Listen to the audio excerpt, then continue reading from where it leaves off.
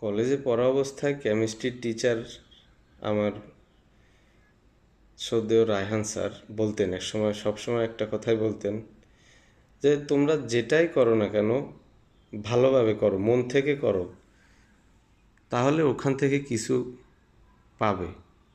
সে তুমি বাদাম বিক্রি করো অথবা তুমি কাঁচা তরকারি বিক্রি করো, যাই করো না কেন তুমি ওখান থেকে একটা কিছু পাবে।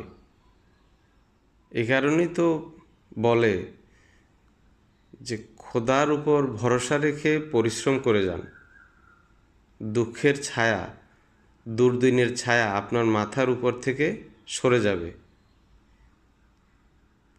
যে যেটাই করেন মনোযোগ দিয়ে করেন, ভালোভাবে করুন, ইনশাআল্লাহ দুঃখের ছায়া মাথার উপর থেকে সরে যাবে। ধন্যবাদ।